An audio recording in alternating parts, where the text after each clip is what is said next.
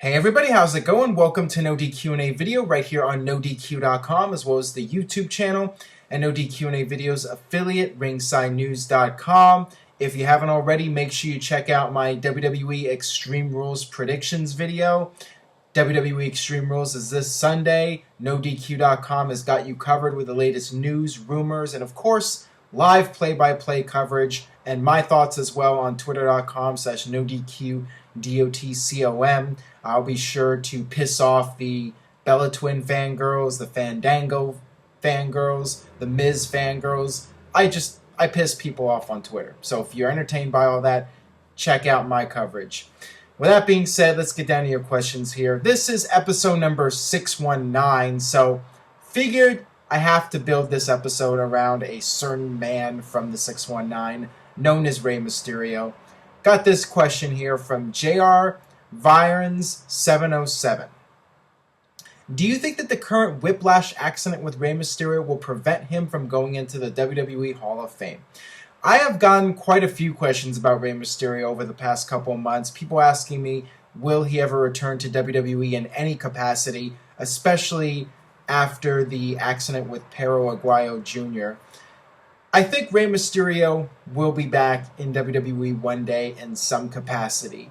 Probably not as an active in-ring performer, but going into the Hall of Fame, I think, is a obvious given. Rey Mysterio had a tremendous career in WWE. He was one of the top stars in the company during the 2000s. He was a major star in WCW.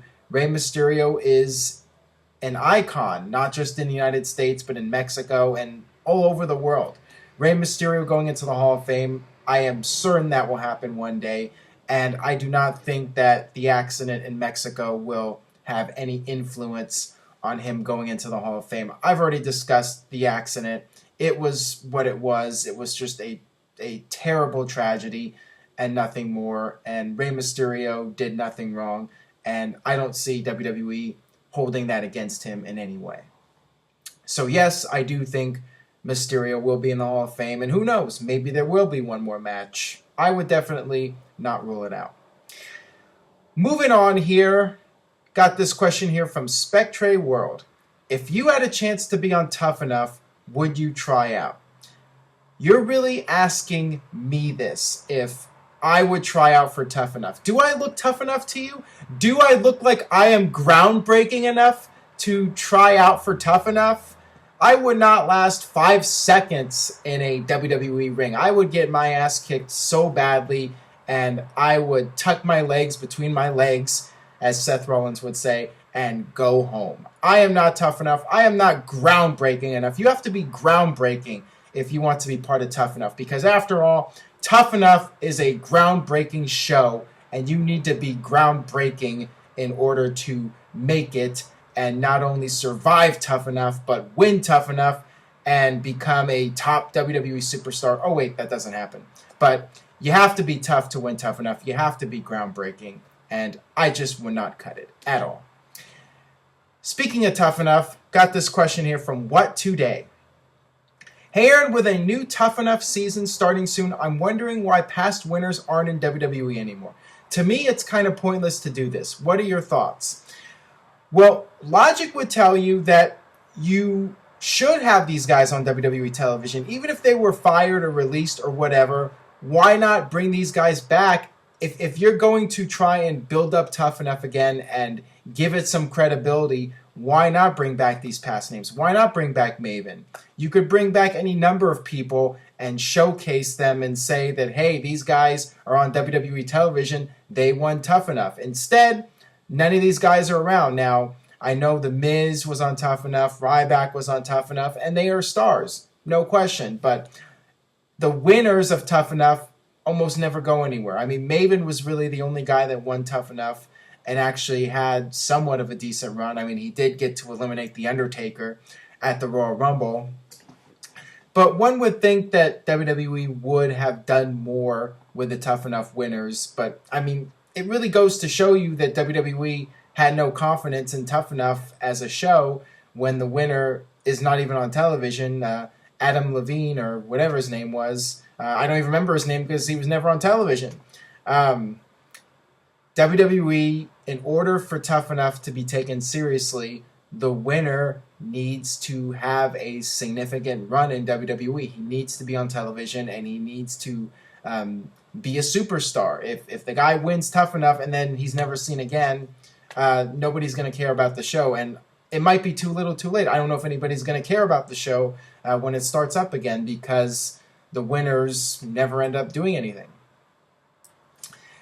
Moving on now, away from Tough Enough. Got this question here from Dave451985. It's painfully obvious that Kane will help Rollins beat Orton on Sunday, but what will protecting Orton by making him lose by interfering accomplish? Think there will be a rematch? No, I don't see there being another match after this. I think that Randy Orton is just a guy to challenge Seth Rollins, and I see the future being Seth Rollins versus Roman Reigns, Seth Rollins versus Brock Lesnar, and Randy Orton versus Seth Rollins was just done because you had Orton beat Rollins at WrestleMania, and this is going to be the end of the feud. They've been feuding now for several months.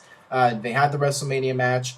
They'll have the Extreme Rules match. I'm sure there'll be shenanigans, and Kane will probably turn on Randy Orton. I discussed this in my predictions video, so check that out. But I would be surprised if they stretch this out to another match. To me, it's not necessary. I think this should be the last one, and move on with both guys. Have Orton feud with Kane or feud with whoever, and have Rollins feud with Roman Reigns or whoever.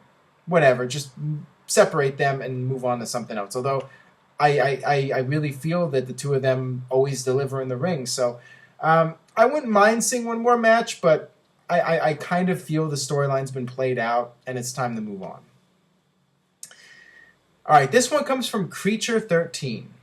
Why do they always say that they don't want any interference and choose a steel cage match? We all know that they can climb over the cage.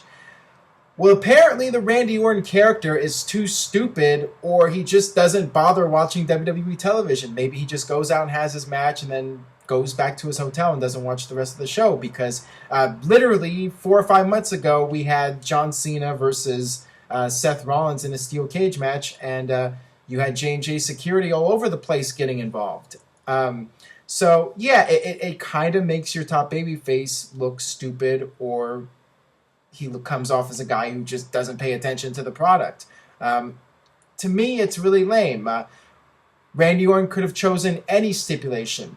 Why do you need to choose a stipulation where if the Authority interferes, he gets the title? I don't know.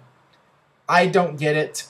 I don't even try to justify it or try to rationalize WWE's creative process. You're going to give yourself too many headaches by doing that. So I choose not to do it. They're going to do a steel cage. There's going to be interference. There's going to be J&J Security. Kane's probably going to do something to turn on Randy Orton. I don't even know. I don't care.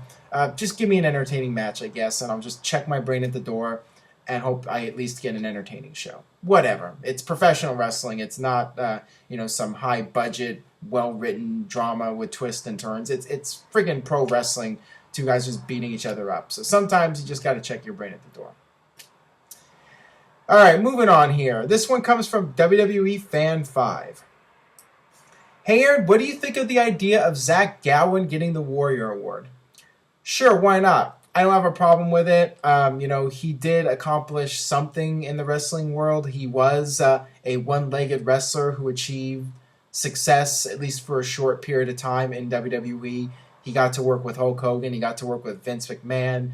That would be a cool gesture to have him get the Warrior Award. But I also feel there are other deserving people, a lot of deserving people that don't get any recognition for what they've done that should get the award. But I would definitely have him as a candidate, possibly to get the award. But to be honest, I would be surprised if he did, because he was only a part of WWE for a short period of time. But then again, WWE is all about PR, and hey, we're inducting a one-legged person into the Hall of Fame. That would get them some good publicity. So I think it is a possibility. Don't know if it's going to happen or not, but I could see WWE deciding to do that for the PR reasons. But I don't think they would do it for political reasons, because he wasn't involved with the company all that much, and it was just a very short run, and wasn't a major part of WWE history. All right, next question here from Botchico. Hey Aaron, what advice do you have for a 18-year-old trying to become a wrestler? Maybe not become a wrestler, but seriously though, I'm going to say the same thing that just about anybody in the wrestling business would tell you. Go to a training school, a school that has a good reputation, and get your education. Don't just focus 100% on wrestling. Have a backup plan, have other skills, but if you want to become a wrestler, you want to chase the dream, go for it. Go to a wrestling school, get proper training, and just work your way up. Start at the bottom and do whatever you can. Get advice from whoever you can, and just give it your best effort. But don't rely on that as a source of income, because in all likelihood, you won't be able to make a living doing that. But at the very least, you can do something and at least chase the dream. So, go for it. Why not?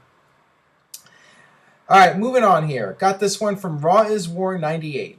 Hey, Aaron, what did you think of the match between Lex Luger and Yokozuna from WrestleMania 10? Match sucked. Not much to say about it. Lex Luger was groomed to be the next top star. Sounds like something in today's WWE landscape with Roman Reigns.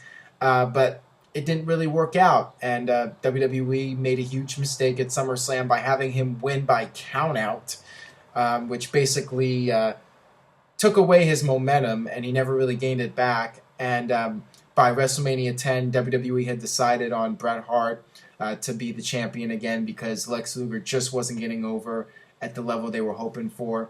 Match itself wasn't good, and Mr. Perfect turning on Lex Luger and then never being seen again for 2 years or whatever, the whole thing was lame. So I tend to block that out from my mind as much as possible.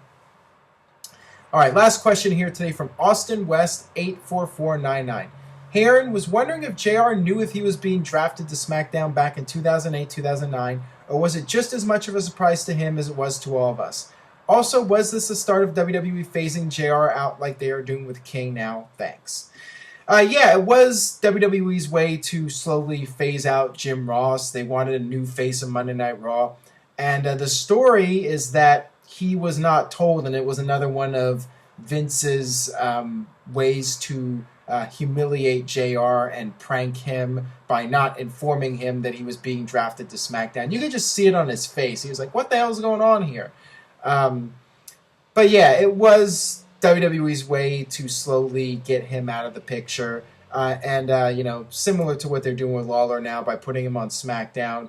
WWE was trying to phase out JR for a long period of time, but, they kept bringing him back. And finally, they just made the call to put him on SmackDown and just eventually get him off the broadcast booth for good, which sucks because JR is great and there'll never be another JR, but WWE feels you have to go with youth and you have to look towards the future, and JR is this old guy with Bell's palsy who has a southern accent, and they want something that appeals more to a younger audience, I guess. So that's a decision they made, and we all have to deal with it. So that'll do it for this edition of NoDQ&AV video. Thanks as always for watching. Stay tuned to NoDQ.com for the very latest regarding Extreme Rules. Tell a friend about NoDQ&AV video. Please spread the word any way you can. Facebook, Twitter, snail mail, whatever. Just let somebody know about NoDQ&AV video who watches wrestling. Have them check it out. And I will see you guys next time for more.